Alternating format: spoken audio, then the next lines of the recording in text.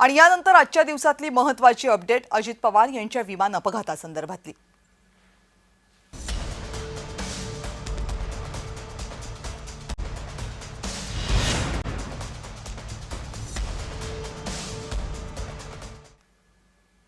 अजित पवार यांच्या विमान अपघातावर आतापर्यंत अनेक जणांनी शंका उपस्थित केली आहे। त्यात आज पवार गटाचे आमदार रोहित पवार यांनी मोठी भर टाकली। हा अपघात नसून घातपात आहे असा थेट आरोप जरी रोहित पवार यांनी केला नसला तरी त्यांनी अनेक प्रश्न उपस्थित केले। दादांच्या विमानाचा मुख्य पायलट सुमित कपूर यांची दारू पिण्याची सवय VSR कंपनीत सर्वांना माहित होती, त्यावरून त्यांना अनेकदा तंबीही देण्यात आली होती असा दावा रोहित यांनी केला। कंपनीच्या व्हॉट्सअप ग्रुपचे कथित स्क्रीनशॉट्स देखील त्यांनी दाखवले।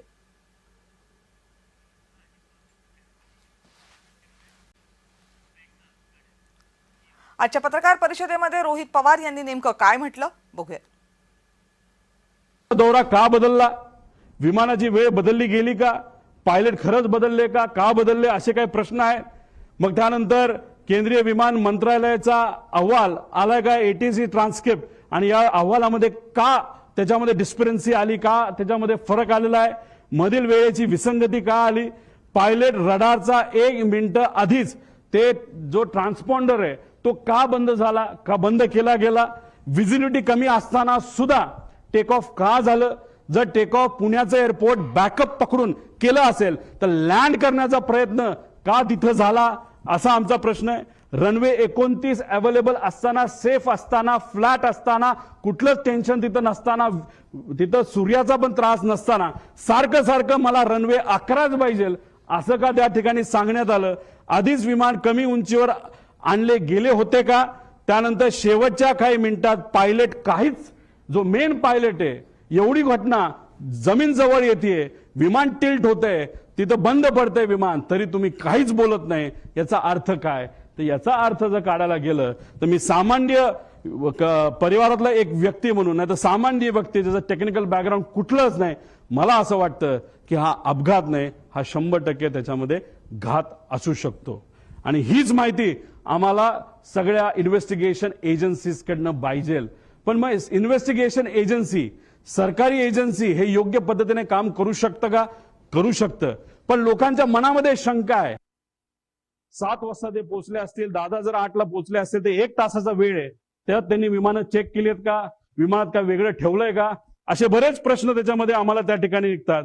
आणि हे सर्व गोष्टी आता बघण्याची जरूरत आहे असं आमचं मत आहे। आणि कोणतरी असं म्हणलं होतं की कपूर हे हाँगकाँगवरनं आले होते, मग ते खरंच आले होते का इंटरनॅशनल फ्लाईटवरनं, हे सुद्धा बघण्याची जरूरत आहे। कारण इंटरनॅशनल फ्लाईटवरनं जर एक व्यक्ती ज्याला दारू प्यायची खूप सवय असं ऐकलं होतं आणि पुढेही काही पुरावे त्याच्यामध्ये आहे, मग इंटरनॅशनल फ्लाईटवर दारू दिली जाते, मग तो पिऊन आला होता का, अशा सगळ्या गोष्टी बघण्याची जरूरत आहे।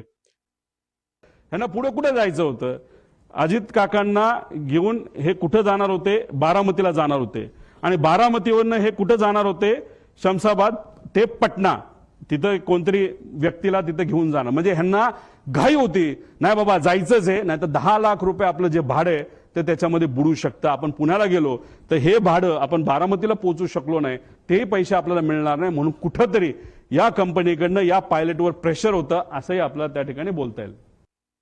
पण नजीकच्या काळामध्ये म्हणजे हे जे काय आहे,